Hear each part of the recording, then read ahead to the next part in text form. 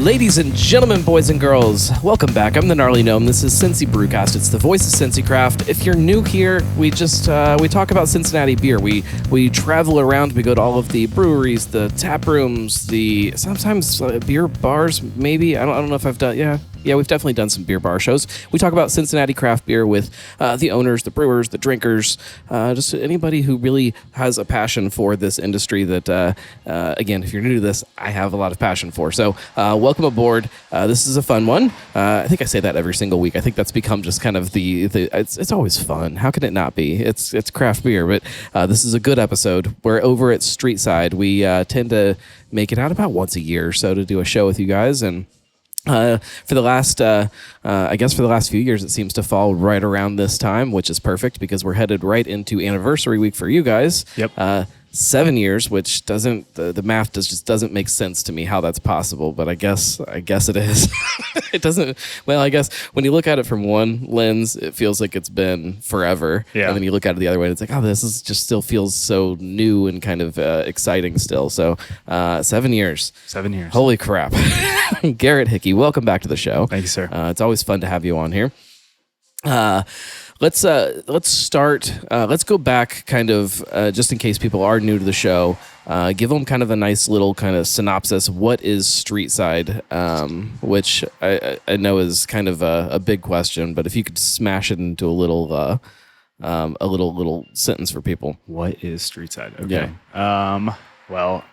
And a brewery is not. Yes, I was say a brewery, family owned.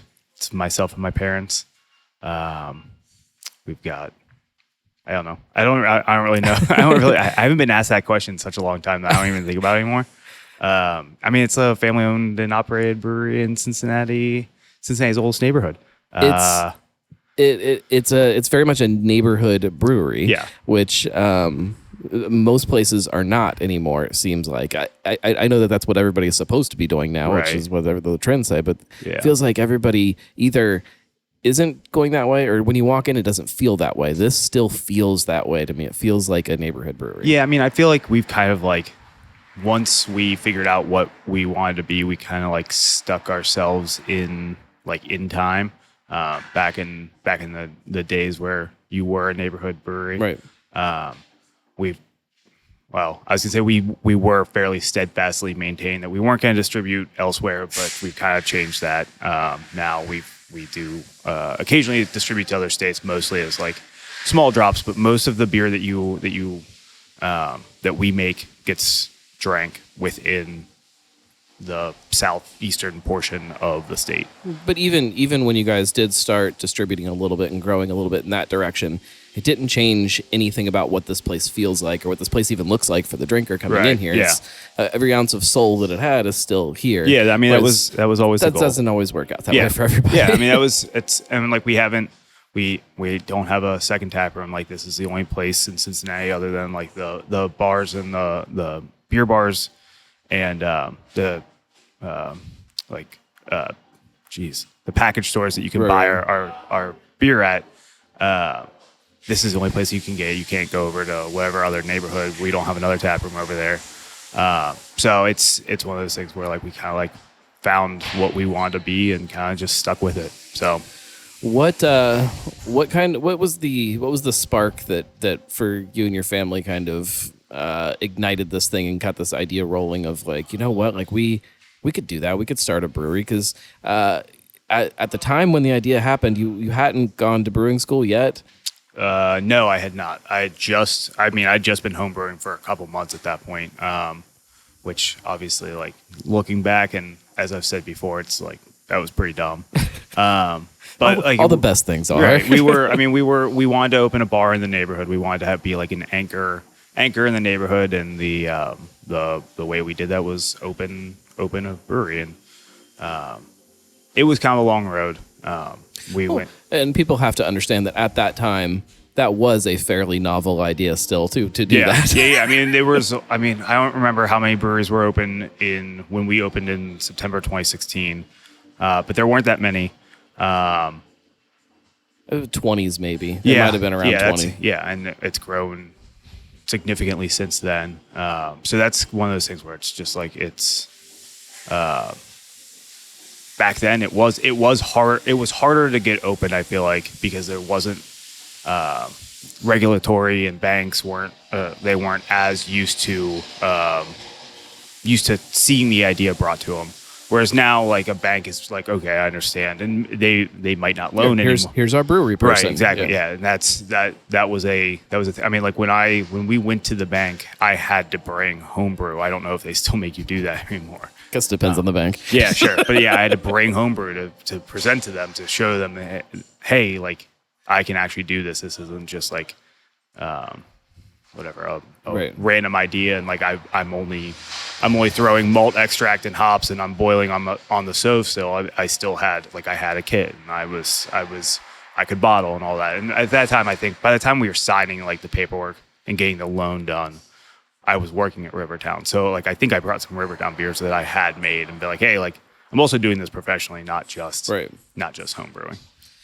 So, but it started kind of with the neighborhood itself and trying to find a place that you could kind of, I don't want to say give back, but that's kind of what it is. It's create this place that can be part of the neighborhood. No, that was like almost exactly what it was. I mean, that was, and we went to a couple different neighborhoods. I mean, we explored, we looked at Newtown.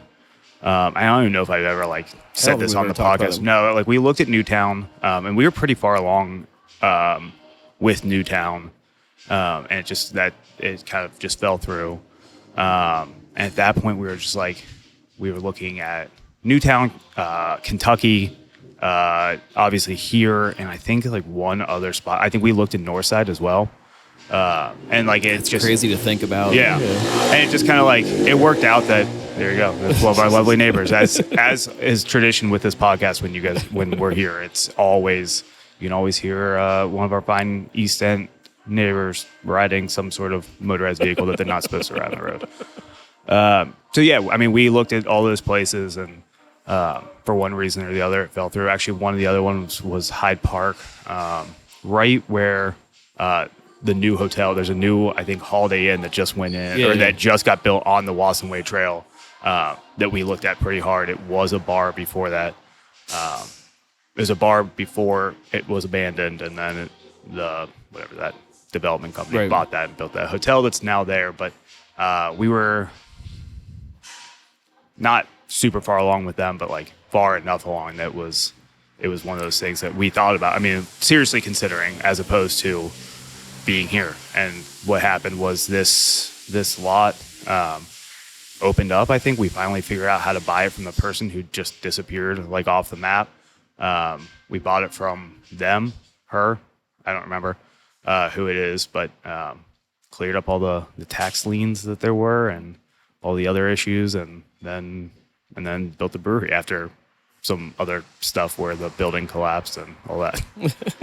The previous building collapsed, not this one. It's hard to, when you think about what this could have been if it was in this place or this place, how those things might have changed the personality of it and the feel of it and the experience of what Streetside is now that we know, versus if it was in the middle of Hyde Park, what would this brewery look like? If it was in Kentucky, what would it look like? I find that very fun to kind of sit and kind of wonder about sometimes as breweries kind of, when you look back 7 years, it's the personality has shifted and changed and evolved because of the people that come in here and because of the people that drink the beer. And certainly wouldn't, there would be some crossover, of course, but it definitely would have developed a different personality. So I mean, and one of the early traits of Streetside was very much like suburb parents coming in as they drove to practices or whatever, because we're right off 50, so it's easy to stop in after school or whatever. So it was very before Big Ash and Wandering Monsters were out that way, we were getting a lot of that traffic that was when you're stopping on your way home from picking up the kids from school or wherever. Right. Let's drink a beer, and then we'll talk kind of about craft beer in general. Cool. What do you want to whatever you want to talk about. I'm okay with anything. Let's start with the fest beer, just because it's good choice. That time of season, or that time of year. Stopped and picked some of this up probably last week, maybe the week. I don't remember when it was. Time doesn't make sense, but and finally got to put it through the paces in this year's Oktoberfest quest this weekend. It did win. It won its first round against, I can't remember who it was against, but so it moves on to round 2. Tell me the story behind the beer. Because it's a collaboration. Yeah, it's like this is actually like kind of an interesting one. So last year we were in Indianapolis for last year we were in Indianapolis for A Taproom's first anniversary, and we were next to Perennial, and basically like it was so cold. It was a terrible day for a festival, and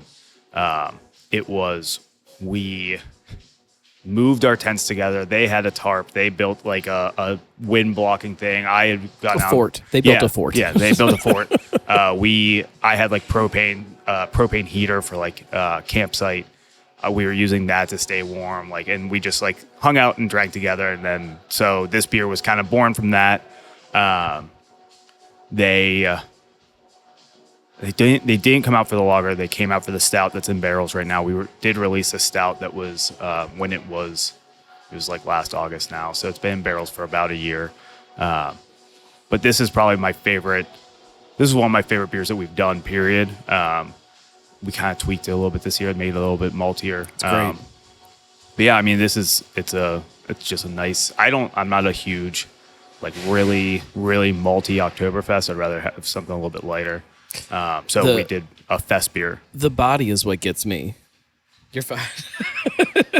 the body of the beer is what gets me because it's malty, but not necessarily in like that English style that you think of when I think of malty beers. But it just has this. It gets super refreshing, still easy drinking. But then when you kind of sit back with it, like it's just such a full kind of satisfying lighter beer. It's great. It's Oktoberfest in Cincinnati can be a little warm sometimes. Like It's not necessarily what I think a lot of people think of when they think of Oktoberfest. Everybody's expecting fall. Right. And that's not what the season is here. This is one of those beers that fits perfect into what Cincinnati Oktoberfest season is. And I could drink a ton of this. Yeah, I mean that was kind of the goal, is like make it light enough that you can drink it when it's still 90 degrees, because it's going to be 90 degrees in September. Right. It's not right now while we're recording this, but it was last week. Right. So, right. And it came out at the end of August as well, so it was still very, very hot when we were packaging it. Why did you guys go fest beer for the first kind of collaboration off of that experience? I don't really remember. I think it was I think it's great. I think it was just like, I was like, hey, I think some of it was like we drank a ton of their pills and I was like, why don't we do a lager? That would be cool. Like, some of it is like the styles that we make don't really cross over that much with Perennial, other than like stouts. Like they are kind of more, they do a mix of everything, but they do a lot of like very traditional beer, obviously. So I was like, why don't we do something hewing more towards the traditional end as opposed to for like the fresh release, quote unquote fresh release. I don't feel like we see a lot of collaboration beers that do kind of lean that direction. Like it feels like whenever people are getting together to make a collaboration beer or collaborating anyhow they do it, it's either some big stout that's the trendy side of that, or some kind of big IPA or something. Like you don't see a lot of people like, oh yeah, let's collaborate. Let's make a German lager. Yeah, I mean, I think that's one of those things where we've done that now, I think twice with collaborations, like the Cloud that we did with Thin Man. We did a Czech dark lager and a stout, and then with them we did the same thing where we did the fest beer and then we did the stout. I think it's just like we like with Thin Man this year, we wanted to do a dark lager for the winter. It was brewed in January, so we might as well just do, like, if we're gonna do one, let's do one with someone else. Right. Run it by, bounce ideas off of each other, especially because we'd never done one, and then we can still brew the stout or whatever. Like we just did a collaboration with RAR. We did just do that, the big New England IPA. Right. But like, if we that was what he wanted to do. That was what Brett wanted to do, and I was like, all right, cool. Like I have no problem with that. He was coming to kind of like bounce ideas off of us to bring back to them. So he was like, I would really like to see all your processes and everything. So he was here for the whole time, and he texts us and all that stuff. So eventually we'll go there and we'll see what they do with we're gonna do a sour with that Right. in Maryland. We Yeah. between this week and last week we were over at Wandering Monsters with Jason and Zach, and we talked a lot about collaboration because they're one of those other breweries like you guys that still holds very tightly to this idea of collaboration in beer, and Right. I think a lot of places have drifted very far away from it. Why is that for you guys? Like, why is collaboration a big part of what Streetside is? I mean, I think some of it is like with all the stuff that we've done in the past couple of years, where like we've started to venture out to these festivals that aren't here. They're not your Cincinnati Beer Fest. They're Moore's Anniversary, or they're like this weekend we're going down, or I'm not going down, but our Dayton sales rep Russell is going down to Common John in Tennessee. He's gonna pour. We were just up at Great Taste at the beginning of August. Great Taste of the Midwest in Madison in August. I mean, it's one of those things like you go out and you meet all these people, and the best way to keep in contact with them is to talk about beer, and the best way to talk about beer is to actually make a beer with them. So I was just texting Maplewood before you got here about trying to do something, because we've been trying to do a collaboration here. We did one there last year during FOBAB, but we've been waiting to do one here until they could all get down here, and it doesn't look like they're ever going to get down here because they're busy. Right. So we're going to do something virtual, and we're going to try to send some beer to Chicago, the beer that we brew with them to Chicago for FOBAB, to release in conjunction with the stout that we made with them last year. So we'll see. I mean, we'll see if that actually works out, but that's like a fun, it's a lot of logistics, but it's a fun way to do stuff like that. And that's one of those things where it's fine. I know. It's one of those things where Ambiance. I know. It's one of those things where like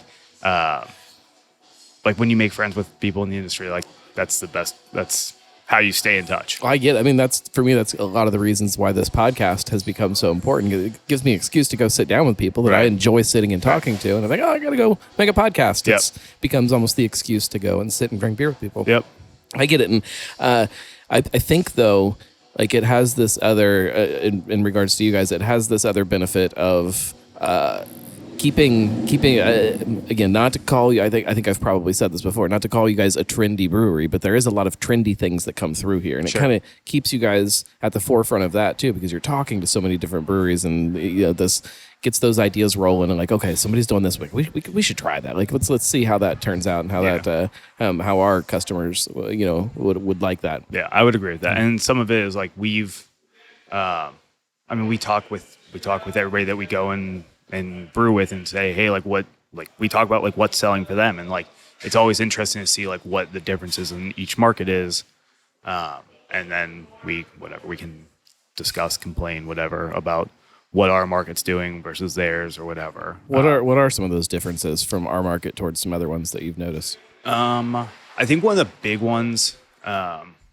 just like very like in the weeds, inside baseball kind of stuff, is like it looks like for us, package doesn't stay as steady like in sales as which is very boring for like the average consumer. Like this doesn't, for most people, they don't care, but like package for most people is like very steady, like maintains its same levels. They're packaging a certain amount every single time, and they know that they can sell all that amount in the same amount of time every single time. Whereas in Cincinnati, it can fluctuate pretty widely. At least that's what we've seen. I don't know if it's the same experience for everybody. So it's like one of those interesting things where you see, like, you get this data from other people, and you're like, why is that the case other places and not here? And I know that does exist for other places. I don't know if they want to talk about it on the air, but I talked to another very large local brewery the other day. I was sitting down having beers with them, and they were talking about how widely that shifts for them. Yeah. And the package becomes one thing, and then the tap room becomes one thing, and it just keeps kind of going back and forth, and makes it hard to kind of get comfortable either way, and you're always trying to kind of figure it out. Why is that? Like, is that like a fickle drinker kind of thing? Like, we get bored easy? I think so. I think that is a thing in Cincinnati, is like everybody wants the new thing. And I think that's everywhere is like that, but like the more new beer we release, the better everything sells. Right. But like we just did like we haven't done a 15 barrel batch. We have 2 tank sizes, 15 barrel and 30 barrel. We haven't done a 15 barrel of raspberry beret in like 2 years. And this was the first, this is the first time in forever that we did a 30 barrel. We packaged however much draft and cans that we thought we were going to sell. And then we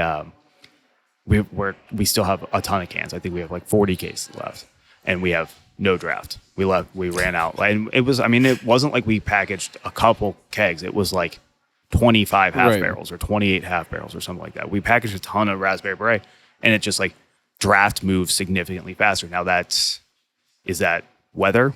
Is that more people came through the tap room in August than we expected? Is it more people outside and outside sales like wanted raspberry beret? Right. Who knows? I mean, it's like one of those things that we can't, it's so fickle that it's very hard to predict. And like a lot of it is, and this is another thing that we talked about, I was talking to people in Columbus, is like a lot of it's based on weather. And like what's going on? Like, are the Reds good? Especially this time of year where it can even that can vary so widely. Right. If you've got a week where it's in the 50s, right. I'm drinking very differently than if it's a week when it's in the 90s. I agree. And like, I mean, for instance, Reds good, Bengals bad, like results wise. So that's I'm not saying the Bengals are going to be bad this year. Like results. Well, if they would play people in the freaking preseason, just try. Come on, guys. So like Reds won yesterday. Bengals lost yesterday. It was nice, and we saw a ton of draft sales. I mean, they lost yesterday when we're recording this. This will post next Monday. Yes. Hopefully they won yesterday. Yeah, exactly.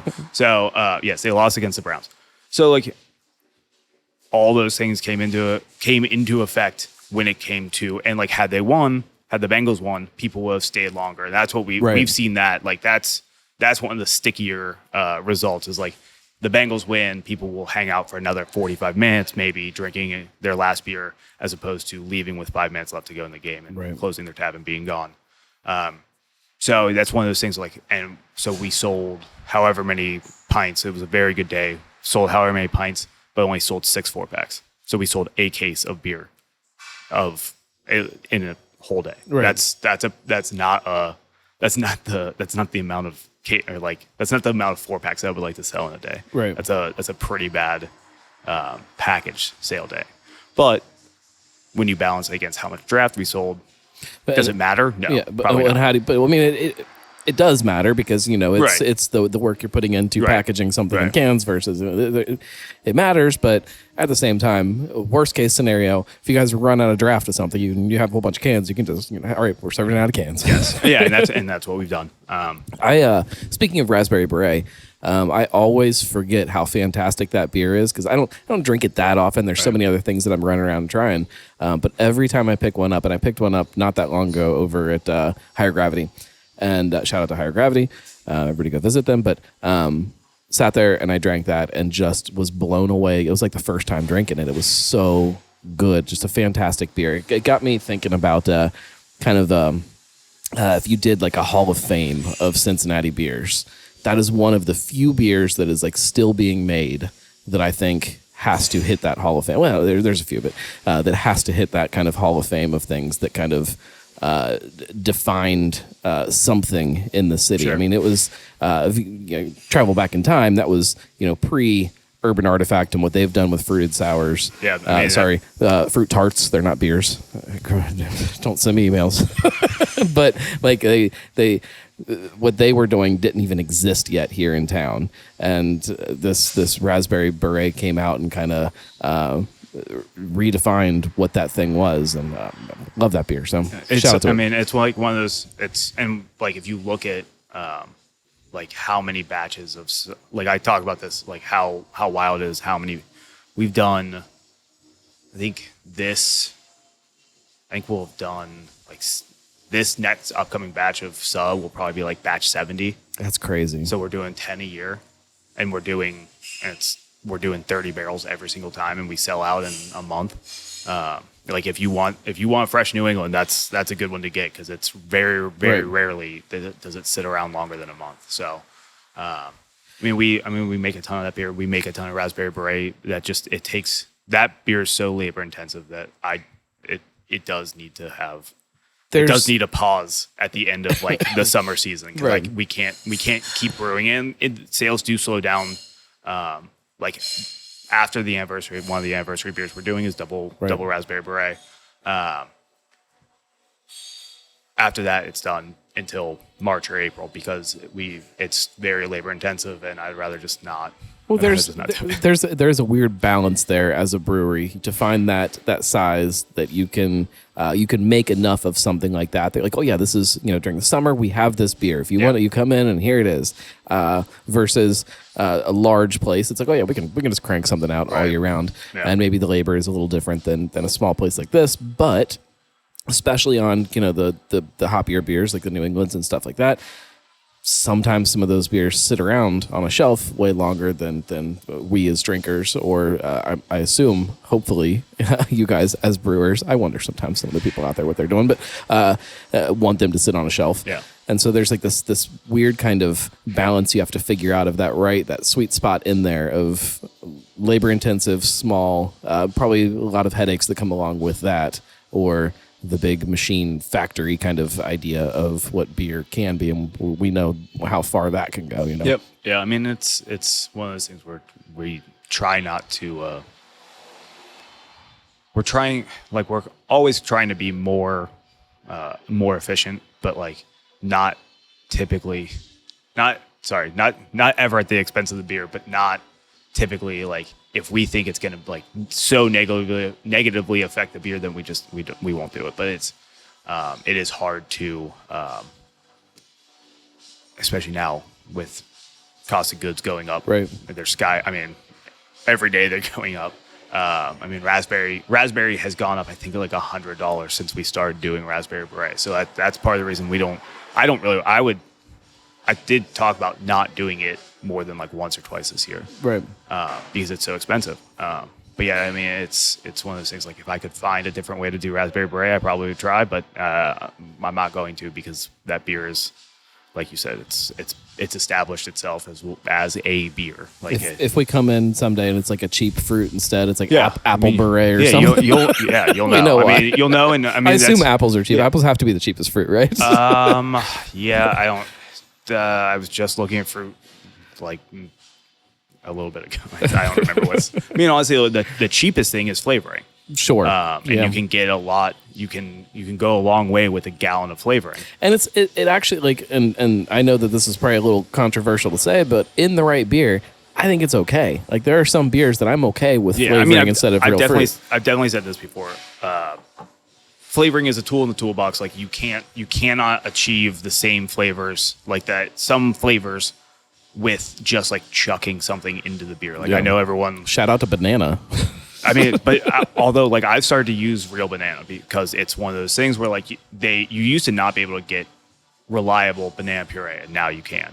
It sucks to use because it's a paste. It also doesn't taste exactly like you expect it to taste like. Right. It's more, and it's like because it's processed and it's an agricultural product, so you don't get the same thing every single time. And obviously, no two bananas are the same. You're getting some green bananas, you're getting some really ripe bananas. So it's more of a blend of banana flavor. You're not going to get your perfect like banana bread banana on every single go around. But like once upon a time, you couldn't use banana because no one was doing it. Right. I mean, now they even sell like big bags of pumpkin puree, whereas like back when I was at Rivertown, you had to open cans of pumpkin. So that's one of those things where like brewing has come a long way, and so have people that are selling to us. So sometimes you don't have to add. Sometimes you do have to add flavoring because that's just the way of the world. And sometimes, if you do a little research, you can find the things that will like are what you want to taste. It's all like you said, using every tool that you have available to you, which I think is an interesting, almost an evolution of craft beer, because I think when craft beer kind of started to become a thing, it was almost like so anti big beer that it was like, oh no, we're not going to do it this way. We're not going to use these tools. We're not going to use these ingredients because screw those guys. That's what they do. Yep. And so now as craft beer kind of started to grow up and kind of get comfortable with itself a little bit, some of that has shifted, and it's become like, oh, okay, well, yeah, we can do that because it's going to give the best product or give the best results that we are actually looking for. I mean, one of the big things is like 7 years ago. I mean, you would see this, but like how many breweries were making American lagers like regularly? Right. You might see it every once in a while, but now many. If you're making lagers, which like obviously like we were not making lagers. I keep saying obviously like everyone knows us, but I think that most people that are listening to this probably do. Yeah, I mean, yes, we didn't always make lagers, and we haven't always made lagers as regularly as we are now. But we've started making an American light lager because that's what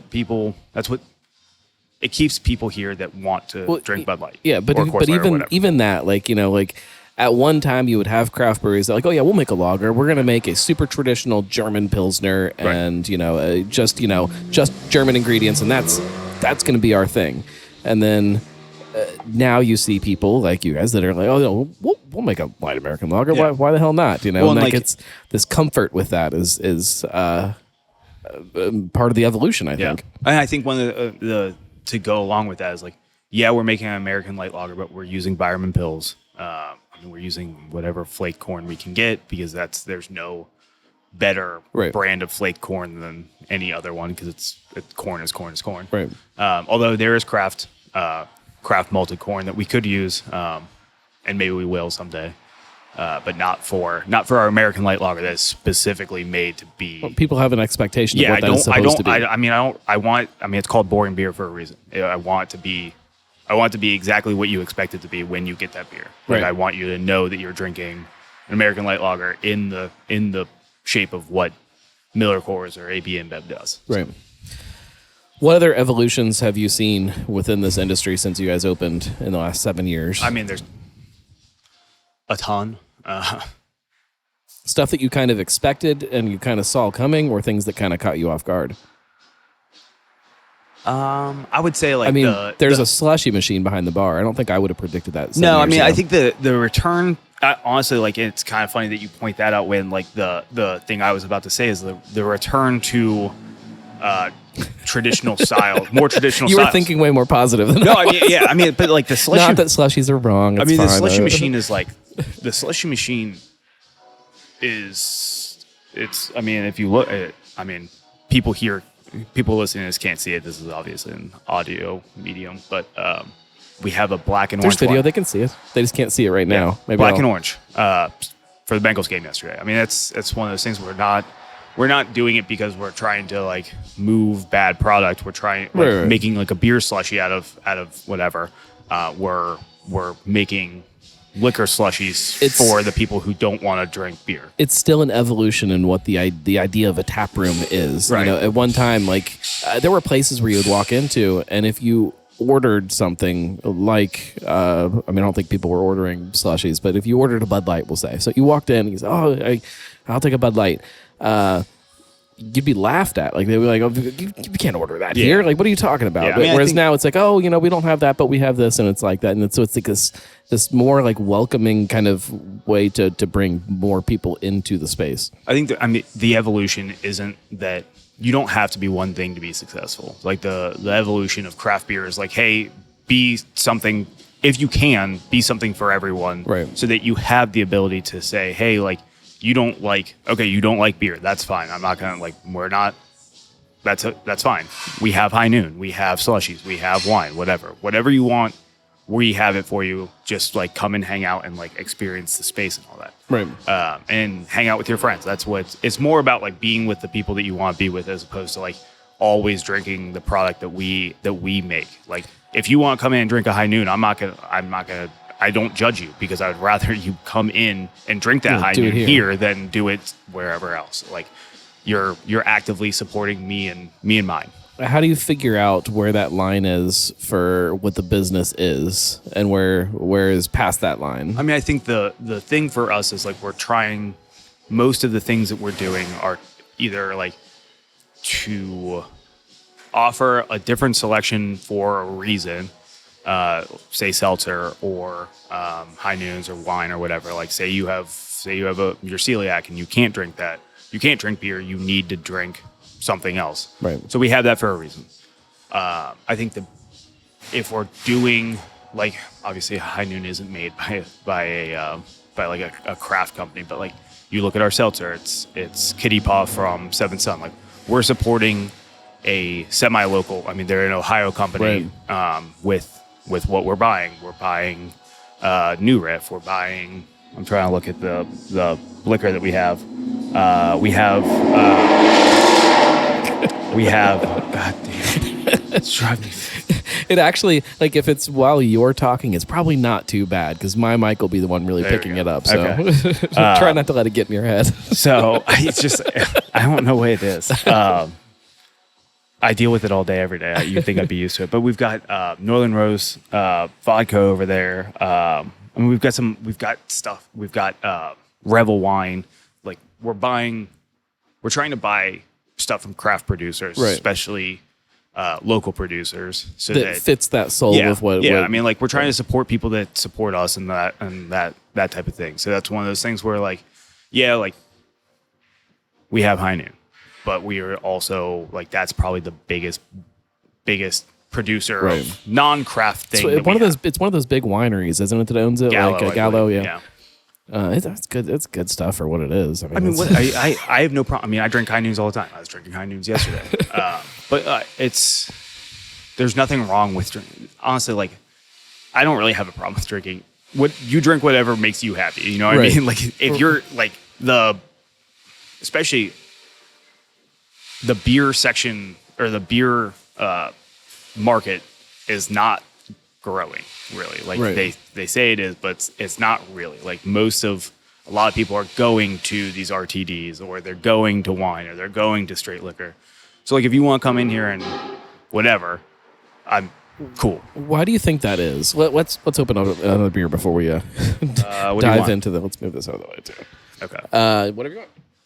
Let's do the West Coast, just because I got it. Yeah.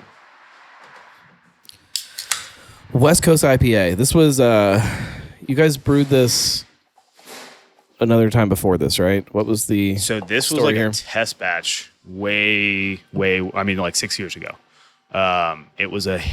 We made it as like a New England back then. Different supplier of hops, all that. And I just kind of decided that I was like, you know what? I want to make this beer again, but I think these hops will work better in a West Coast than they will with New England. So in a test batch, it doesn't matter. Let's do whatever. I mean, it's 5 gallons or whatever. So I was like, I'm more confident that these hops will work better if we do it as a West Coast. So let's do it as a West Coast. So this is On the Cloud of Unknowing, West Coast IPA with high oil cascades and citra. It's named after a Gorillaz song. There is no description on there. It's just Gorillaz lyrics, as I want to do. And these high oil cascades are from like a really small hop producer called Seagull Ranch. And you can't, like, not a lot of places do these high oil cascades. Right. I don't even 100% know. I don't really, like, I think I got the contact from Branch and Bone. So, like, this is like, you're not going to see high oil cascades all over the place. This is Right. definitely one of those things that are pretty niche. Michigan Hop Alliance used to do them. I believe they tore them all up, which is what has happened to us multiple times now with some of their products. But yeah, this is like what I'm talking about, the return to more traditional styles. I think you can tell me. It Actually, depends. this is It the first time I'm depends drinking what you're expecting from a West Coast IPA. There were some very unbalanced West Coast IPAs for a long time where it was just about smacking you in the face with bitterness, and that was what a lot of people were wanting. This has so much balance to it still. Like, this is what I expect a West Coast IPA to be, because it's still a beer. It's still a balanced beer, but it starts off with those big kind of bitter, piney, resiny kind of notes and hits you really hard with them. And then there's kind of this soft, pillowy kind of thing that comes in afterwards. And it's great beer. It's surprisingly not like I could use a touch more bitterness, and we'll probably make this beer again. Actually, we're definitely gonna make this beer again because I actually really like it. But just add a touch more bitterness. I think I probably expected to get more bitterness from those. Was it just because of the hops you didn't really know what to expect from exactly. them? And they didn't provide me any owl passes or anything. Like Right. if you get on, like you can get on their website, anybody can get on their website and you can look at it and it provides a description from one person and there's no. Well, when you say high oil cascade, like what is that coming to you still pelletized? Yeah. So it's just a normal. Are they just sticky pellets? It's just like they isolated this particular cascade lot to have more oils. Gotcha. And that's where you're getting all your aromatics from. And it kind of just gives you like Cascade. Traditionally, at least from my perspective, kind of has like a candy, like a light candy flavor that I don't love, which is why we don't use Cascade other than these. I was kind of hoping that it would all be good. But Cascade is one of those things, though, that when you taste it, it kind of takes you back to kind of the. Oh yeah, I mean it's like one of the original. I mean, they don't grow it as much as they used to because so many people have stopped using it. Right. It's like up there with other stuff that they've stopped growing. I think that might be important for West Coast IPA though, like as a style. Like I don't know that a lot of those Having newer old, hops, having some of those hops that kind of Yeah. are those original flavors that we got used to with Yeah. IPAs. I would think agree. that's what the style is. I think one of the best things you can do if you're making a West Coast IPA is mix in some old and some new. So like do Centennial and do Simcoe, or do I don't even know. I'm trying to think of like Chinook and like Simcoe. Those Right. like a lot of the hops they used to see like Simcoe definitely is like one of those ones that I feel like is a very like it's great for West Coast IPAs. Like I would love to do 100% Simcoe IPA. It's but like it's also it can turn some people off. I know a lot of people still think it tastes like cat piss, and it doesn't. I mean, but like in the right blend, I like it. But I've had so many that, and I don't know if it's actually the Simcoe.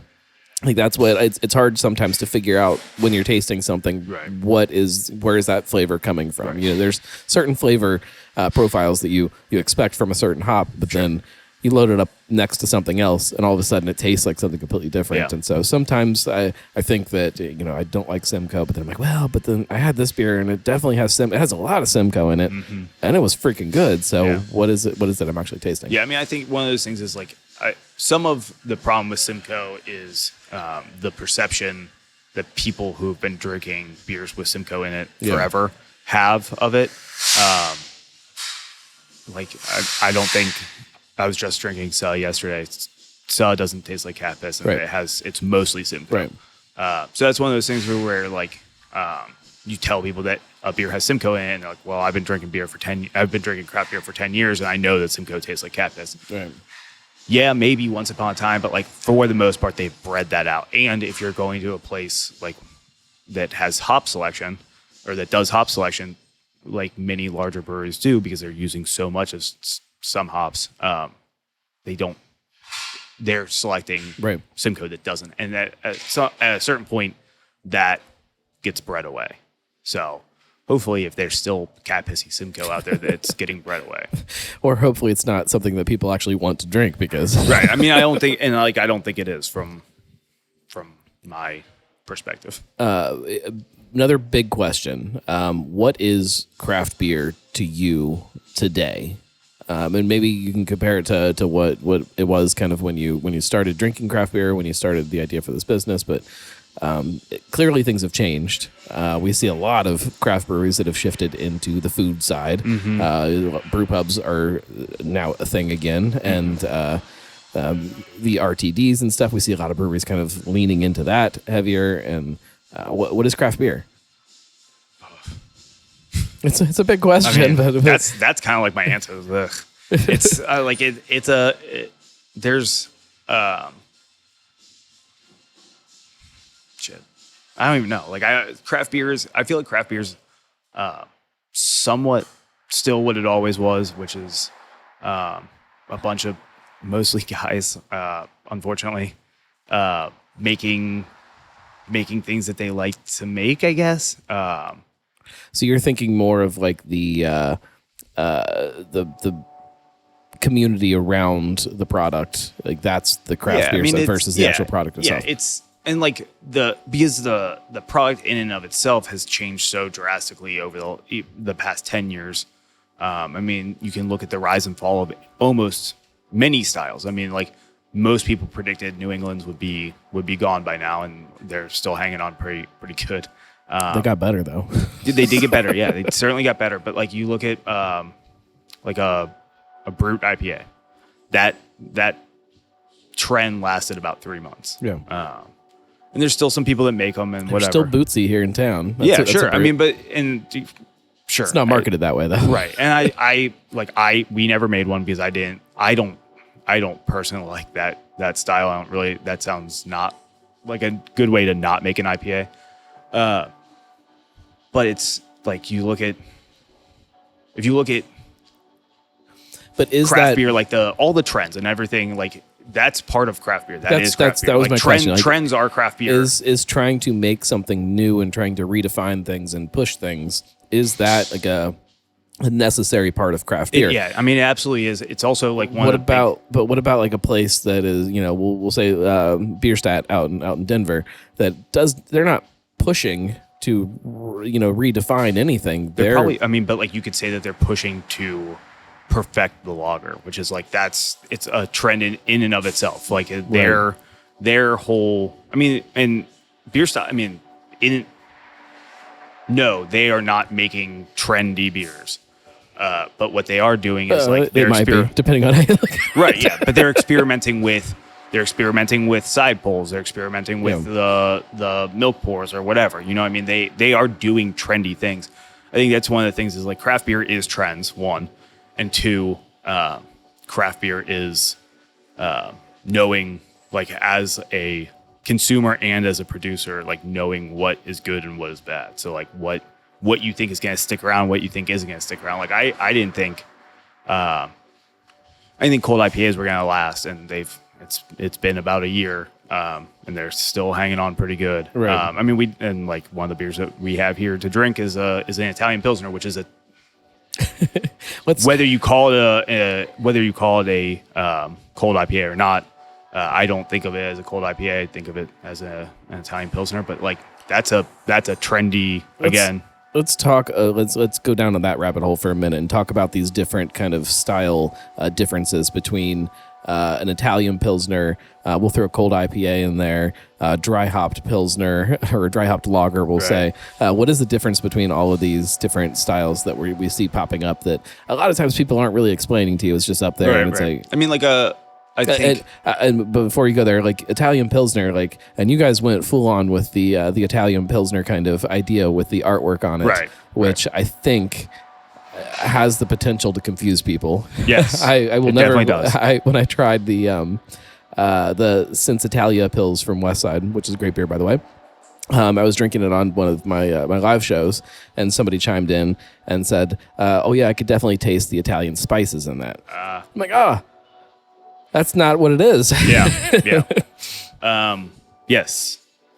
And I think we took that idea from maybe I took that idea. I don't know what Andy did. You'd have to ask Andy. Hit him up on Instagram if you want to ask why he did what he did. But there's a Urban South in Houston does like a combo number 1, combo number 2, and the one that I saw when I was at Barntown was like combo number 6. And it was like a Spam sandwich, and it looked disgusting. But he said that the label sold it. A lot of people drank that beer. But back to your question, the difference, I would say cold IPAs is like West Coast IPA fermented with lager, maybe warm with modern hops. Citra, Simcoe, whatever, Mosaic, right, Galaxy, whatever you're used to in like your New Englands, that's probably what's in your cold IPAs. Italian Pils is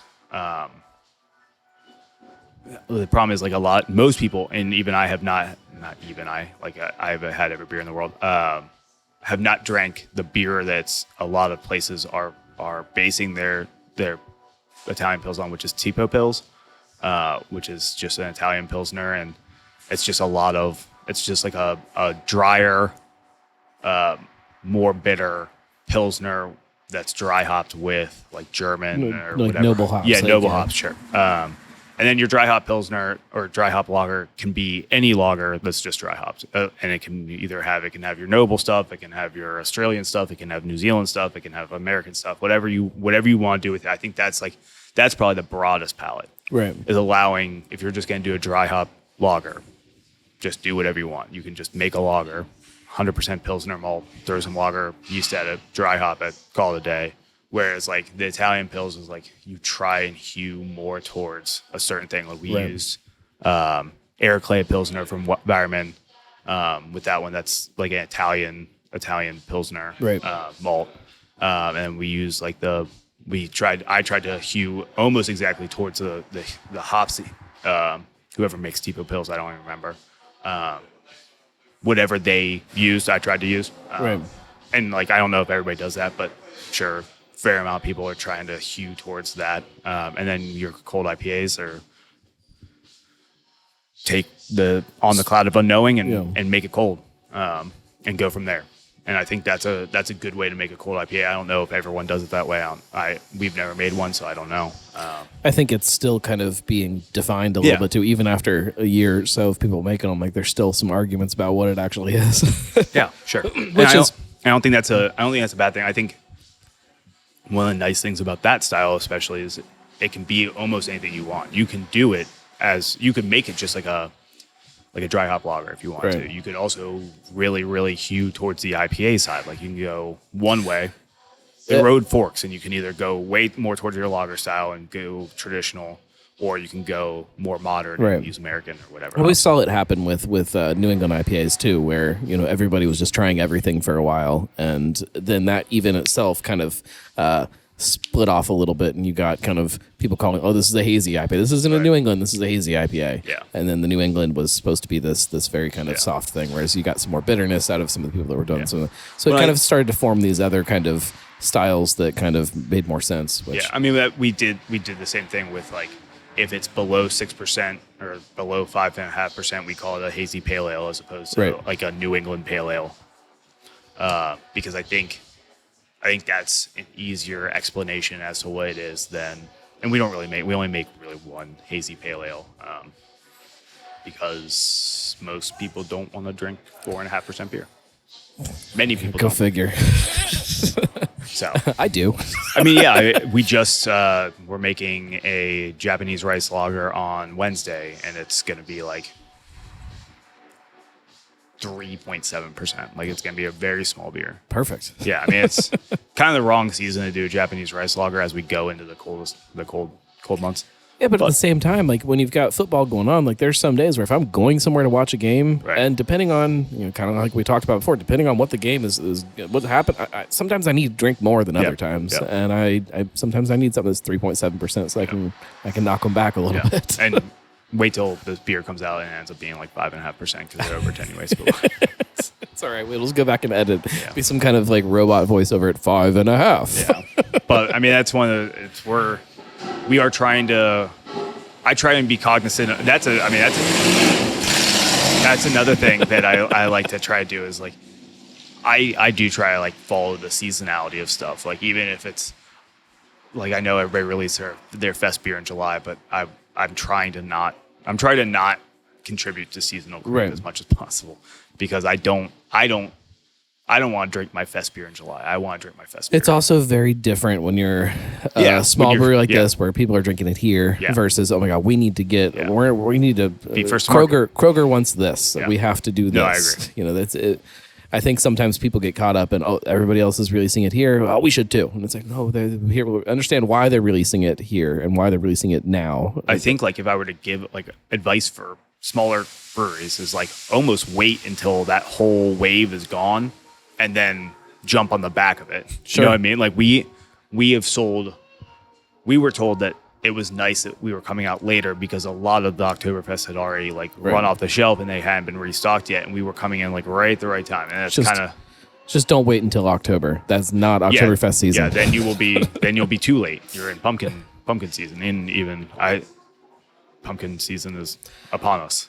Pumpkin is like, I am not in pumpkin season right now. Like I'm one of those people. Once it's October, it'll start for me, and once it's November, it's pretty well done. I might like some. You've got a month and a half. I might like some at Thanksgiving. Yeah. But if I don't have it, I'm okay with it.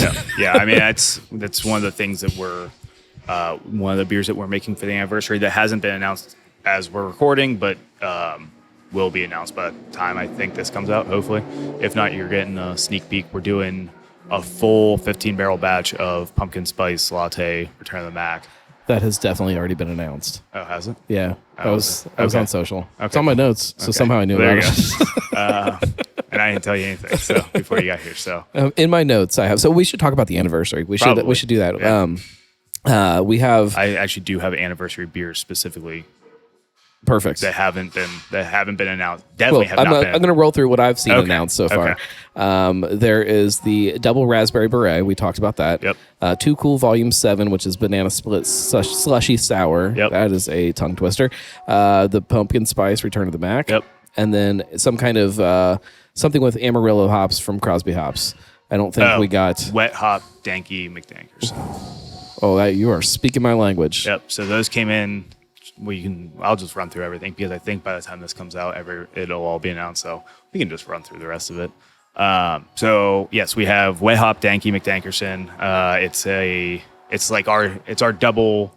It's one of our original double New Englands. And I've been trying to do this beer for fucking ever.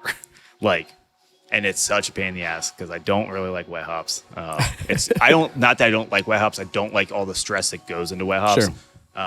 Because if you don't know what wet hops are, they are picked and then shipped. But they're picked in Oregon. So they are shipped overnight via plane to Cincinnati from Oregon. And it is, this year I didn't get an email telling me that they were shipped. Last year they picked them on a Saturday or on a Friday and couldn't ship them to me overnight to the week for Saturday. I would have brewed, one of us would have brewed it on Saturday if it would have come in. But they wouldn't do that because they can't get FedEx to agree to do that or UPS to agree to do that. That was 2022. I think in 2021, I canceled my order because I didn't feel like doing it. 2020, they didn't do it.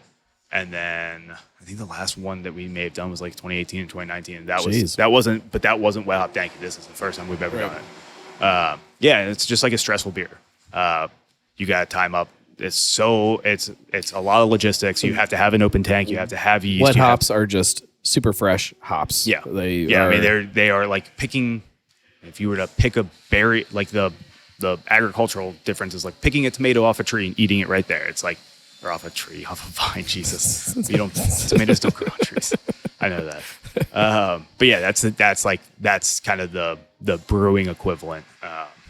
They started kind of on the West Coast where they were growing hops at the time, and the hop growers were literally just pick them, throw them in the back of a truck, drive over to the brewery, and make a beer.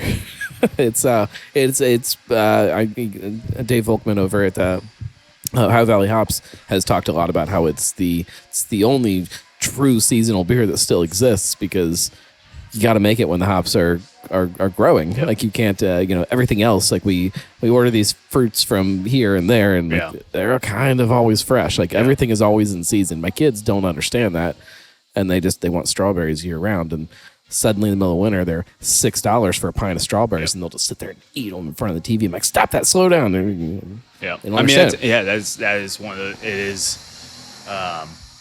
There's very little out there. He is right. There's very little out there that is even pumpkin, which is kind of the other fall season I think that people think of.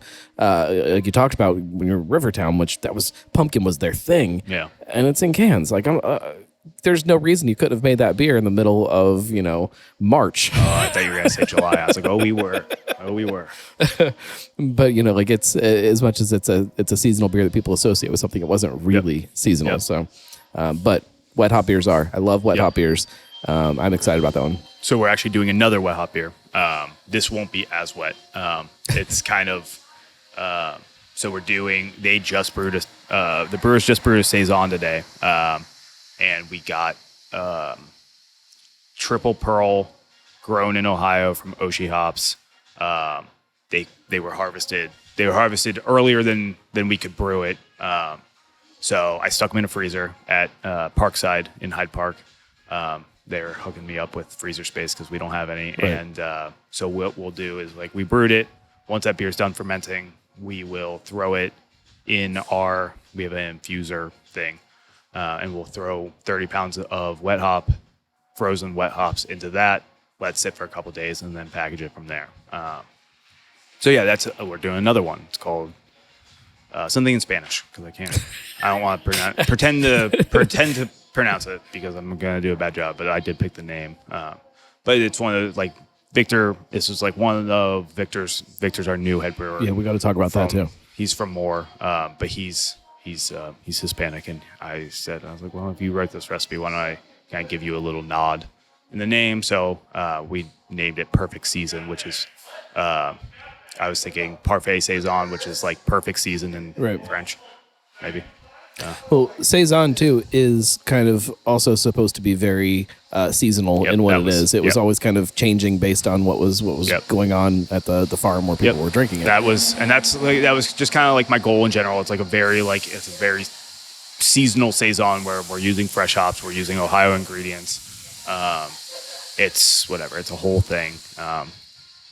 Put more thought into it than I thought I would ever put into a Saison. But here we go. Especially since people still don't understand Saison. So most people come in here aren't going to get it. No, I mean, and we only brewed a 13 but barrel. I love that. We only brewed a 13 barrel batch of it for a reason, because I don't think a whole lot of people are going to drink it, but whatever.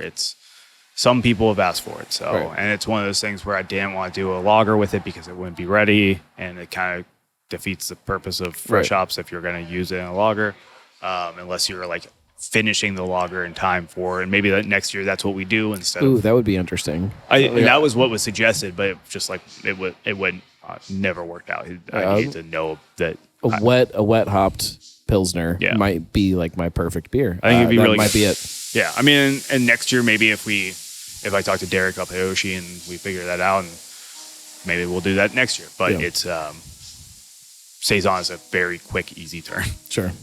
So there's that one. What else are we on?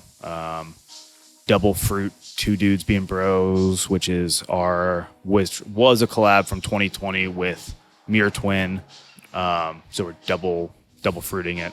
It's papaya, pink guava, and passion fruit, I think. So just that same beer that everybody remembers from back then with more fruit. And then what else? We got Imperial Cereal Milk, so 10% cereal milk. Imperial cereal milk. That phrase, I don't think anybody would have ever thought it would enter the American lexicon. Yep. And then I'm trying to think of what else we have. I think that's it. I'm doing a disservice to marketing by not knowing what we have. And then we can talk about. Do we want to talk about it now? Sure. All right, cool. We'll so now we're releasing our collaboration with Moore from last year. We did a double New England last year, and we also did a stout. It was aged in New Riff and maple syrup apple brandy barrels. Ooh. And we'll be releasing 4 variants of it. We're doing single barrel, which is one of these cans. I flipped one upside down to signify which one was single barrel, and I forgot which one it was. So we'll figure it out. We're doing a single barrel with no adjuncts, just barrel. I don't know what the single barrel was. We'd have to ask one of the brewers. I've kind of pushed this project to not being me. Apple funnel cake, white chocolate macadamia, and then double white chocolate macadamia. Oh man, so many bees and flies. So we have those here. We should drink those. We should drink. I'm hoping I can figure out based on temperature. I think this is apple brandy, or not apple brandy, apple funnel cake. We'll do that one first. Per usual, these are very, very full because they are so thick that it's impossible to fill it to a normal height on the can. You said this was... I believe this is an apple funnel cake. Apple funnel cake. So there's... we aged it, or we not aged it. We let it sit on on apple. Right. And then we used some vanilla. We did use a little bit of flavoring to get that cake flavor. Sorry, everyone. But most of the flavor that you're going to get from this is the apple. There's a ton. I think there's a pound of apple per gallon. Oh, that's wild. That's good. Yeah. I don't know that I've ever really had like a stout like that. That's not it. That's single barrel. That is good. But that's in. I think what you're tasting is the apple brandy. Is apple brandy. That's good. Apple brandy maple syrup. Maple syrup aged in apple brandy barrels. They're Laird's apple brandy barrels. We actually threw Victor's first recipe. I bought seven of these apple because we like these barrels a lot, and they're impossible to get. That when you did the apple brandy barrel aged Demogorgon, and was one of my favorite beers that's ever come out of this brewery. That was those. I actually didn't like those apple brandy barrels as much as I like these new ones. These new ones are a little bit more nuanced. They're coming from Laird's brandy up in New Jersey. The apple brandy. Yeah. And it's definitely like the place. And so these barrels that we're using, this year I bought every single one that they had. I emailed them and I said, hey, shit. Sorry. I almost spilled my glass for everyone who's not watching. I emailed them and I got the email like late Friday night, and luckily I wasn't out doing anything that I could send an email. And I said, hey, I was like, how many do you guys have? And they're like, we have 8. We just sold one. And I was like, I'll take all 7 because it's one of those barrels that like. There's like a really nice like sweetness to it, but not in like. I mean, the beer in and of itself went into the barrels at like 14%. Yeah, but it's not like it's not like a heavier kind of pastry stout sweetness. Like it's like an appley kind of. It's like a dessert, man. Yeah. But that makes it sound like more pastry. No, it's like a dessert that I would want after a big meal. Yeah. Like I'm super happy with this beer. I mean, it's like when we were trying these barrels, we think this might be the best beer that's ever come out of the barrels here. And I've had some favorites, but this is really good. I think this, for everyone who complains that we don't do anything without adjuncts, this is for them. Yeah, that's good. So I don't know. Hopefully people buy it because we only did actually, if you don't want to buy it, that's fine because we only did like 3 cases of it. So. The barrel itself becomes such a good adjunct to the beer. That's I like that a lot. Yeah, and I mean it aged for I think almost 18 months, 19 months. So it had a good amount of time in barrel. We basically had to release it around now because it was like getting to that point where it was starting to we're like, if we don't release it now, it's getting up to 2 years. And like these apple brandy barrels, you never know. So you never know because it might get infected. Right. Especially with the maple syrup. So like we just wanted to get it out. And I thought this was a good time. And we have deeper ties to more because of Victor now. And he's very good friends with the head brewer there, David. So they kind of just like got together and did their own thing, and he brought samples up and they tried it and whatever. It was a whole thing for them, and I just kind of let them do whatever they want.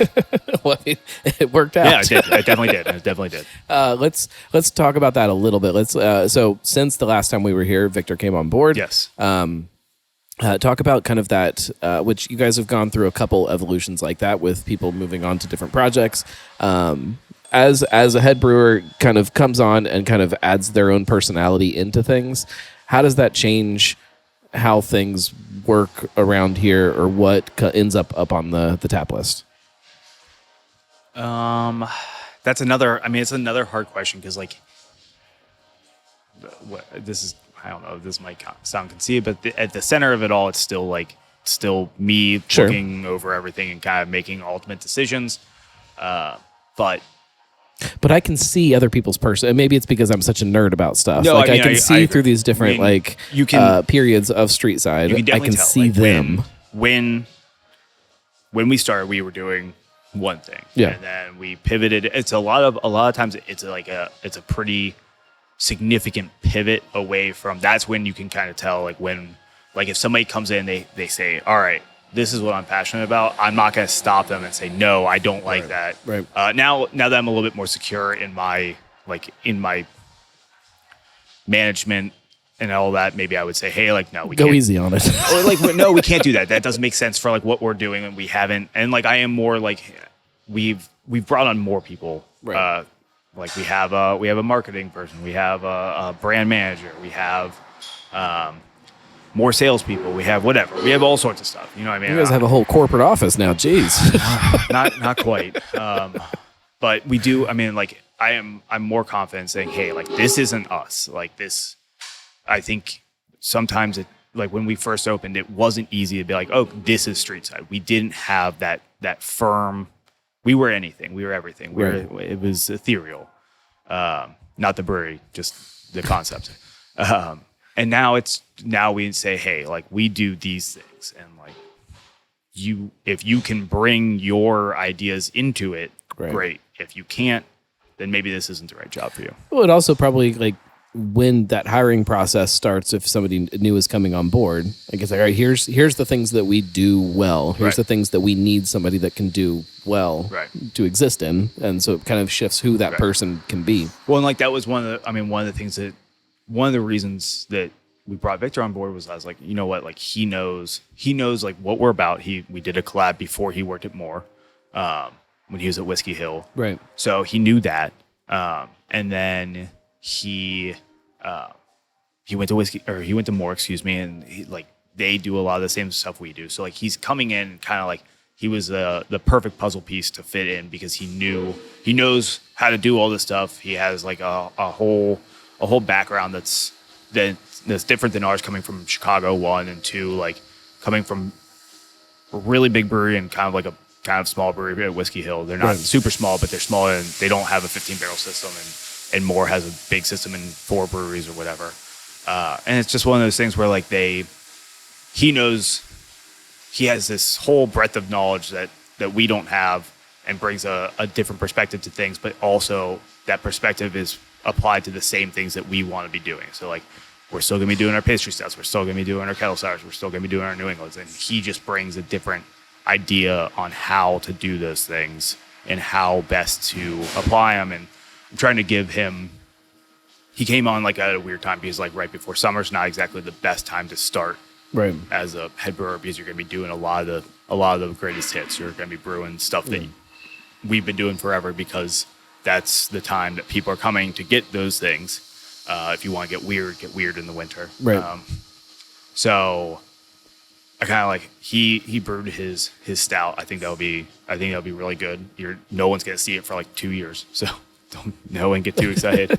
Probably maybe a year and a half, because I'm excited to get it out. It's the base was as good as I've tasted going into barrels, and we just put into barrels. We didn't release any of it, and we'll keep doing it. Like we're brewing 30 barrels of Demogorgon in a week, basically after the anniversary. We'll brew 30 barrels of Demogorgon here. Right.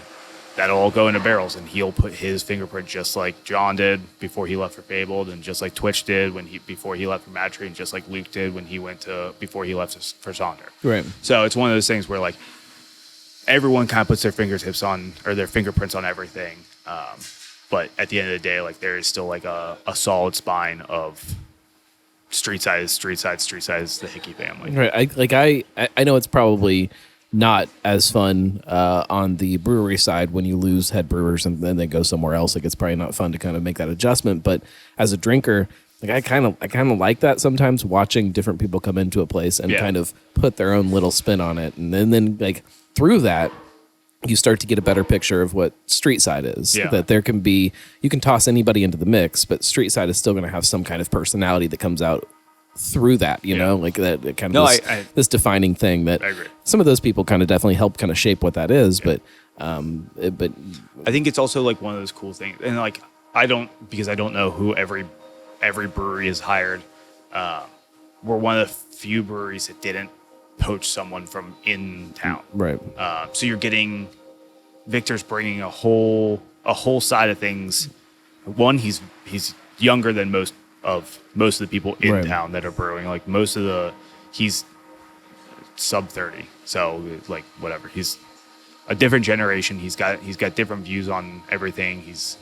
And also he's coming from Chicago, and he's coming from working at different breweries and whatever. And you don't get that. That's one of the things that you don't get when you're always hiring from within Cincinnati, or you're always hiring from within Ohio or whatever.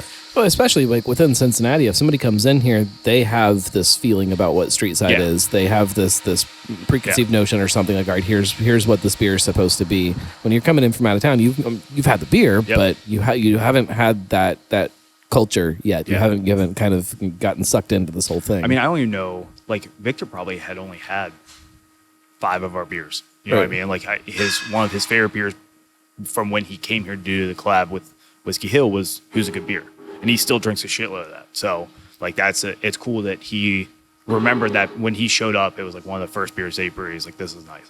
He's like, I'm happy that we're brewing one of my favorite beers to drink, and he loves Goldeneye, so that's another one. And I'm just like, hey man, like if you want to make some tweaks to it, go for it. That's you, especially because you drink a lot more of it than like I have my beers that I like, and he has his beers that he likes, and Steve has his beers that he likes. Steve's our production manager, and James has his beers that he likes. He's our brewer, and Brogan has our beers that he likes, and he's whatever he is,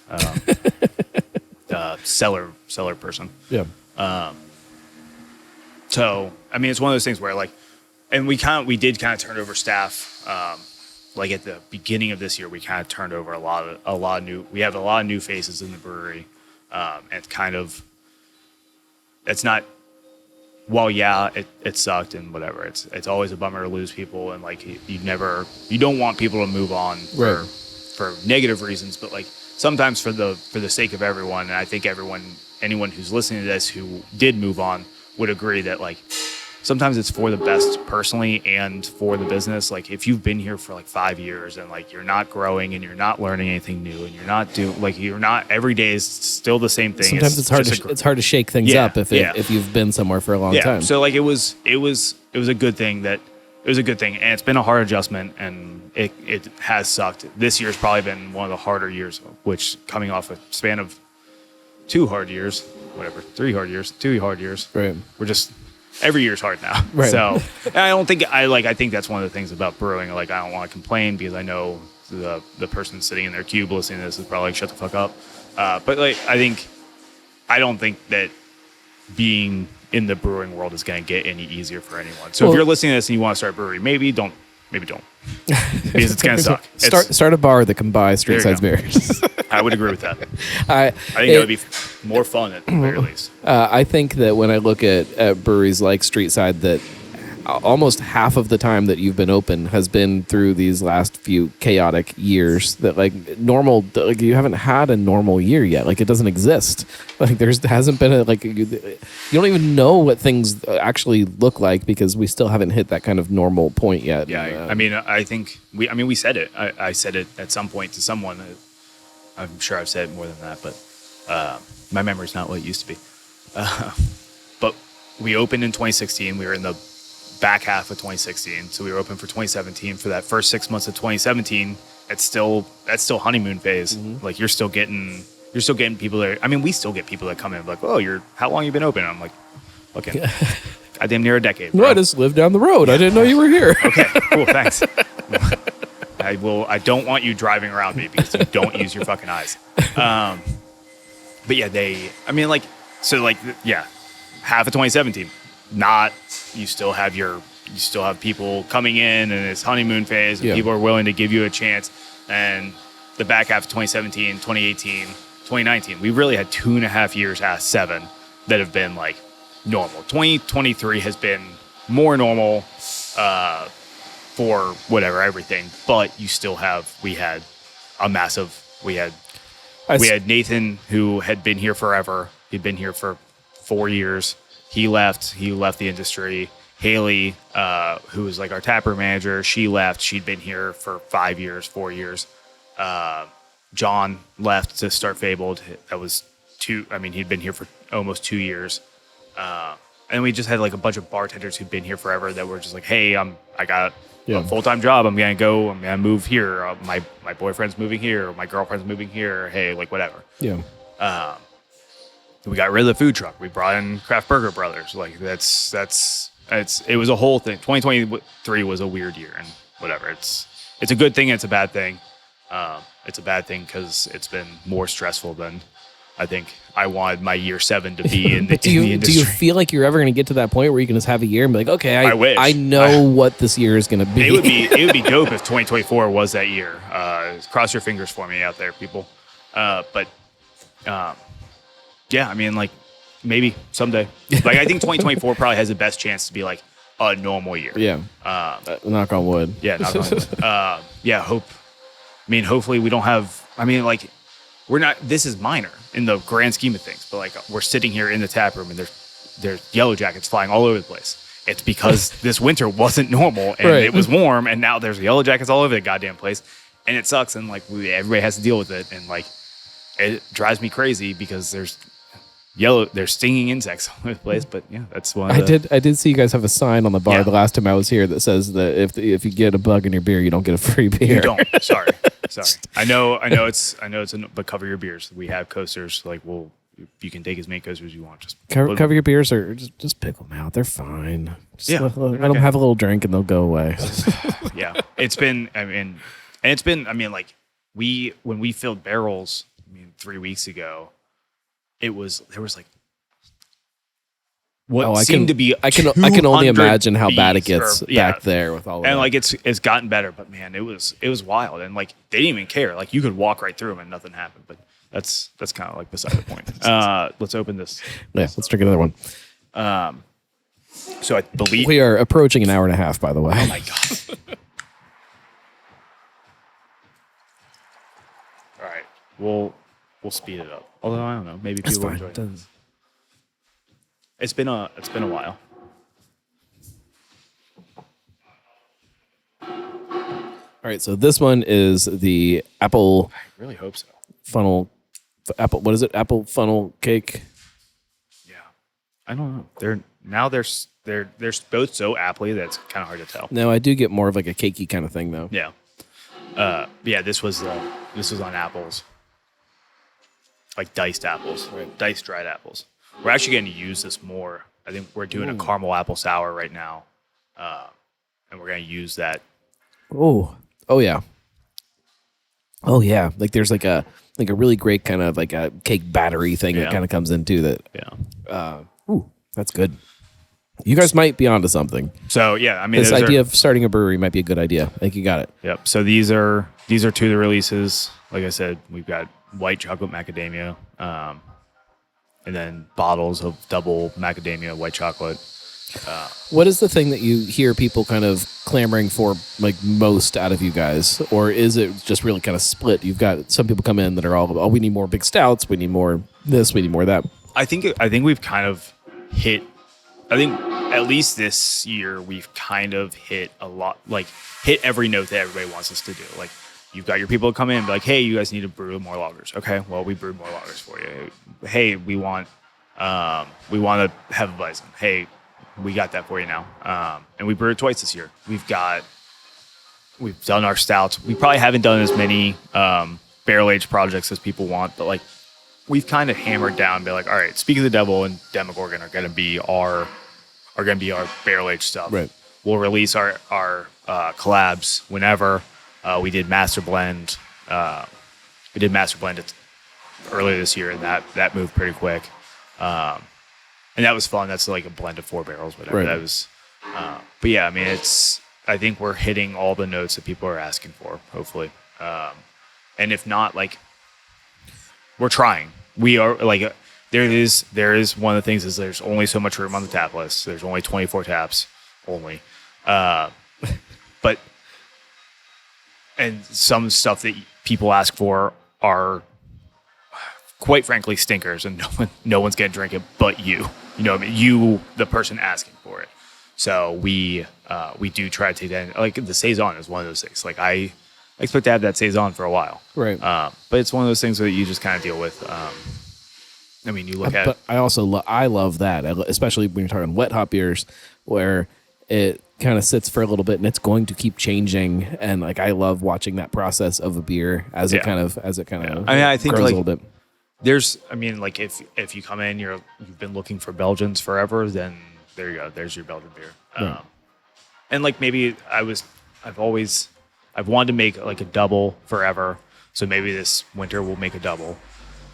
Yeah, man, What does the average craft beer consumer look like for you guys? Like what is it that like are most people coming in and having like one or two beers and then maybe drinking a seltzer or something? Like is that, because that's in my head I think what No, I mean, the like industry I looks feel like most people that come in are drinking, like most people that come into the brewery, Right. Streetside. And I recognize that this answer could be very different to a different Yeah, brewery. But it is, kind of and what's I'm sure it interesting is because like I know like when I go to Mad Tree, like I don't like I'll get a beer and then I might get like a draft cocktail or I might get a sway or whatever. So whatever I do. Like I recognize that like when I go other places, I do Right. I do try other things, or like I just might not want beer all day every day. But like for us, like most people that come in here are just they come in and they drink. Stay Golden is like that's like our number 100% bestseller, Right. like with a bullet. It's like it's a 38 to 45-year-old couple that comes in, has a Stay Golden and has an alpha and then gets out of here and they're on their way home from work and they're whatever. Or it's like a guy on the way coming home from Lunkin and stops in for a beer and has a Stay Golden. Again, like everybody, like Stay Golden saw, and like if you look at our top 5 bestsellers, like through over the entire year, Stay Golden is, like I said, number 1. Saw is number 2, number 3 maybe. Raspberry Beret's up there, but because it's seasonal, it kind of falls down. And it's probably like Stay Golden, 2, 3, 4 are probably New England's, and then 5 is Return the Mac. Yeah. So there's just that's it. That's why we specifically try to make a little bit of everything, because we have a crowd that is so diverse in their taste, whether they come in. Well, you've almost trained people to be diverse that way here. Right. Well, like there's some places that you walk into, like, all right, I know exactly what's going to be on tap. I come here for the IPAs or whatever it may be, or whatever it could be. So that's when you're walking in there, you're already expecting that. Like I don't ever know what I'm going to order when I walk in here. I walk in and I'm like, okay, like let's look a lay of the land here and figure this out. And you look at it, it's like we get people because of like how we've kind of like developed ourselves as a brewery with like collabs and all that stuff, and like being people buying through Tavor and seeing us at festivals and seeing us wherever. There's more. You see, we get tourists come in and they're like, hey, those people are coming in. They're like, hey, give us the hypest beer that you have, like whatever it may be. Like for instance, like Hazy Bay Day, like the collab with RAR. Right. That is the definition of like a hype beer. You know what I mean? That RAR is a big, well-known brewery on the East Coast, and has made a name for themselves and with their out of order series, and that's one of those things. And like some craft beer nerds know who I rolled my eyes for anybody on the audio. Come back and listen to the episode with Michael from then Adina, where we were drinking a beer that did not look like beer. You're right. I mean, they're popular. And they're super popular. And people know who they are. But then you also, like, we've got up there the fest beer that we did with Perennial, who's But see, and that's a good example too. Like when I came in here last time, I was coming in here because I'm like, I'm going to drink a fest beer. I'm going to get some fest beer to go. Like it's fest beer night. And I walked in and that Tiki Time was on. Yep. I was like, oh my God, Tiki Time. Oh, a rum barrel aged Tiki Time. Oh, and it's 4.5%. Oh yes. Like this is, and so then my mind just completely shifts and I'm like, okay, I can get my fest beer, but holy hell, it's Tiki Time night. Yep. Well, and that's like that's a beer that like is kind of going back to like early Streetside stuff where we did the barrel aged sours. Yeah. But I don't want to deal with the whole mixed fermentation thing. And honestly, like they don't sell. So like we'll never go back.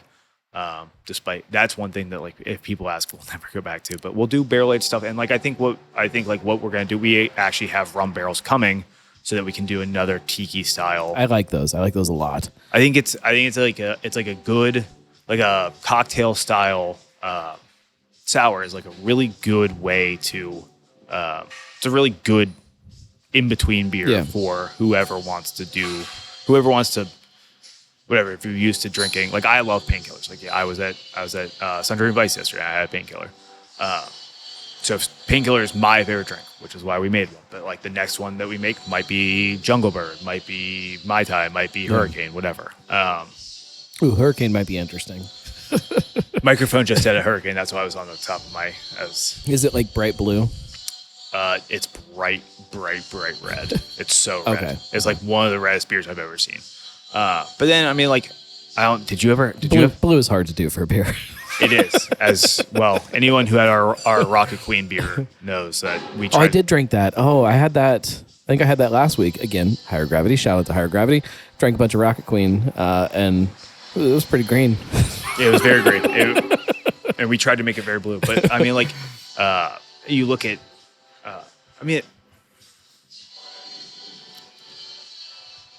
I'll call them back.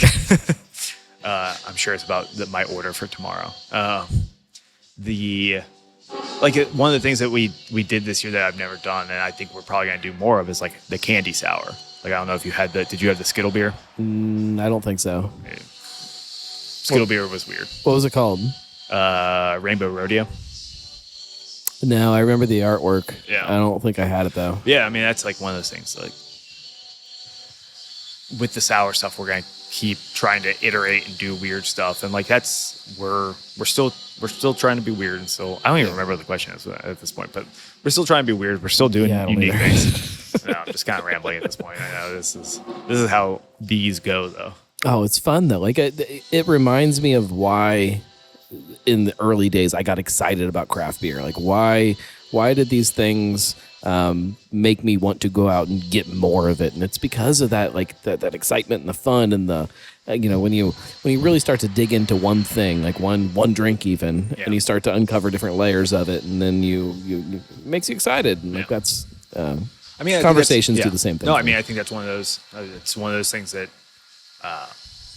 like, I was describing to someone recently, like the active work and the passive work. So like that we as brewers do. I don't know that every brewer does this, but like just because I'm at home doesn't mean I'm not actively like being like, oh, like making myself a drink or whatever, trying a different bourbon or whatever. Yeah. That's all kind of work. Honestly, everything like fits in. Life is work. Life is work now because like the more stuff I do, the more things I try. Like even like trying a different dessert, or like I'm going out for my wife and I's 5-year anniversary on Thursday. Like my anniversary's today. Happy anniversary to you guys. Happy anniversary. I might make her get dessert so we can try, because we're going to Mama's on Main, and I'm sure they're gonna have some great Italian dessert, and like I like to try. That sounds great. For our anniversary, we have cheerleading and dance class, and you have kids, and I have dogs, so I get to. We're going to Maine, or not Maine, excuse me, Michigan, another M state. But yeah, I mean that's one of those things. Like even like we're going to Michigan. Like, do you find it fun though? Still, like that those passive moments can still become work, or does it start to become like I mean, like you can't stop, like you can't just take off? I even like though I'm discussing passive work, I have kind of made it so that like when I leave, like if I'm doing my thing, like I'm going out, like we were in Atlanta recently, like we're not going to breweries. We're doing. But even then, like you talk about, like dinner can become this thing where like your brain still just keeps going. It also just kind of depends on like who you're with. You know what I mean? Like if it's like me and the wife, like we don't talk about. I don't taste a cocktail. Right. But I still don't know if my wife knows that I have a beer blog. I'm not sure. I would hope she does. I don't say be like, hey, this would make a great beer, because she'd be like, shut the fuck up. Yeah. We're having pre-dinner drinks. Let's not talk about. But yeah, I mean that's one of those things. Like, she doesn't even listen to podcasts. My wife doesn't listen to podcasts, so there's no way she knows what's going on. But yeah, I mean that's if I'm if I'm solo or if I'm with my wife or I'm with non-beer people. But like when we were up in Madison, like that's kind of to bring it full circle. Yeah. Talk about these collabs and all these festivals and all that. You go out and you talk to people and you're like, hey, how do you do this? Like, what's going on? Like I was in Louisville. I dropped off beer for Mile Wide's Hops on the Hill. And then I kind of just like hung out with the guys at Atrium.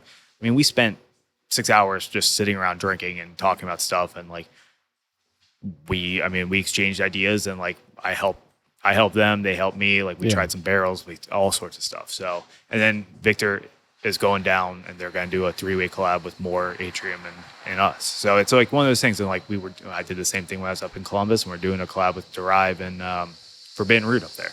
Yeah. So like it's one of those things where like, yes, the passive work happens and when I'm alone or whatever, when eating dinner, I don't often discuss it with the wife, but like when I'm out and I'm talking to people of the same industry, that's when you start to like really come up with all the crazy ideas that come up. I think it's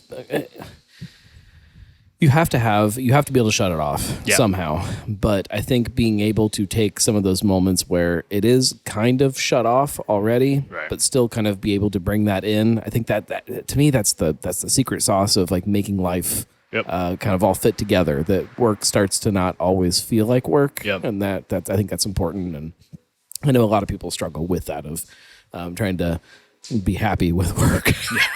Yeah, I'm sure. Is there anything that you want people to know about Streetside that you think they don't know about Streetside? No, I mean, if you haven't come out recently, the patio is not new, but newish. Bengals games are big now. We're really filling it up for Bengals games. So if you want a good crowd and you want to be able to sit outside, come to Streetside. And that's like, honestly, like I was actually kind of upset with my friends for not wanting to come here yesterday because I wanted to sit outside and watch the game. If I lived closer, this would definitely be one of those football bars for me. I've also kind of got myself into this thing now. We have certain seats we have to sit in for Bengals games. We can't there's a whole routine. We have a very important role in helping the team win. I have a shirt that is now unlucky because they lost for the first. I tried to explain that to my wife that now the hat that I was wearing and the shirt that I was wearing are done for the season. So either got to move on to the next one, and if that one doesn't work, we have to move on to the next one. It'll work though. Thank you very much. I appreciate you sitting down with me. Anniversary party is this coming weekend. Saturday, 9/23. It's the 23rd. It's actually on my notes. I could just scrolled a little bit. Come out, whole bunch of good beer. We talked about it. Follow on social media because they will be kind of announcing everything and you'll get all the details for all of that stuff. Come out, get some great beers, get some good food, and hang out and kind of remember what craft beer is really kind of about. It's about the places like this where you come into the tap room, you sit down, you talk to people, you drink beer, you share stories. That's the point of it all, right? That's what I think the point of it is. Most of it. If you like this show, if you like anything that I do, go to thegnarlygnome.com/support. If you're a local business and you feel like, hey, I think I should support a podcast, send me an email because you can sponsor the show and it helps everything kind of keep going. And otherwise, just share it with a friend because that's the real secret to podcasting, sharing it with people. We'll be back next week. Don't know who we're talking to, but it is somebody. Cincy Brewcast, the voice of Cincy Craft.